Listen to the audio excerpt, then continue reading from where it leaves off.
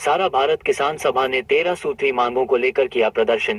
किसानों की समस्याओं और जनहित से जुड़ी मांगों को लेकर सारा भारत किसान सभा के बैनर तले हुआ जोरदार आंदोलन।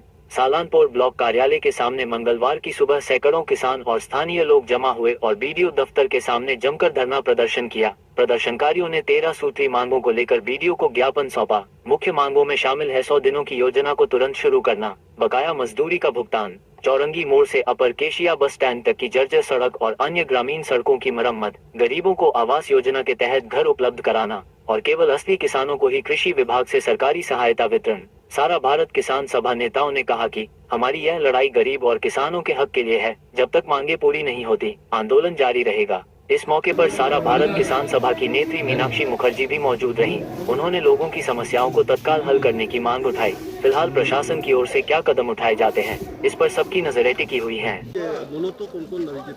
গোটা রাজ্য জুড়ে কৃষক সভা, ক্ষেত মজুর, শ্রমিক, বস্তি সমস্ত বামপন্থী গণসংগঠনগুলোর উদ্যোগেই মানুষের প্রত্যেক দিনের জীবন যন্ত্রণা দাবিগুলোকে নিয়েই বিভিন্ন প্রশাসনিক দপ্তরে ডেপুটেশন হচ্ছে।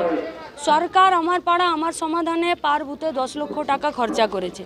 এর আগে দুয়ারে সরকার ছিল, এক ডাকে অভিষেক আছে, দিদিকে বলো আছে। তবুও প্রত্যেক দিন মানুষের সরকারি জিনিসপত্র পাওয়ার এবং সরকারি প্রকল্পের যা সুবিধা আছে সেই সুবিধা পাওয়ার ক্ষেত্রে কিছু মানুষের ব্যাপক দুর্ভোগ যন্ত্রণা আছে এবং সেই কিছু মানুষটা হচ্ছে বড় সংখ্যায় গরিব মানুষ। ফলত গোটা জেলা জুড়ে এবং গোটা রাজ্য জুড়ে আমাদের এই আন্দোলন চলছে।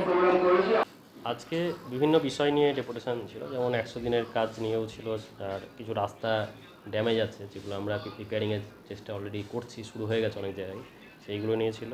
তাছাড়াও ছিল SC/ST সার্টিফিকেট, ওবিসি সার্টিফিকেট নিয়ে কিছু ওনাদের কনসার্ন ছিল, সেগুলো বলেছেন। তাছাড়াও যে আমাদের বিভিন্ন পেনশন হয় যেগুলো শীঘ্রই চালু হবে, সেইগুলো নিয়ে ওনারা ডেপুটেশন দিয়েছেন। তাছাড়া ওনাদের মৎস্যজীবী ক্রেডিট কার্ড, পাট্টা, তাছাড়া আমাদের ডাবর মোড়ে যে একটা ট্রায়াঙ্গেল আছে সেটা নিয়ে ওনাদের ডেপুটেশন ছিল, যাতে ওই ট্রায়াঙ্গেলটা ভেঙে নতুন কিছু করা যায়, যে বিষয়ে আমরা অলরেডি স্টেপ নিয়েছি এবং আমরা ওখানে অলরেডি একটা প্রকল্প নেওয়া হয়েছে, এটা শীঘ্রই রূপায়ণ হবে।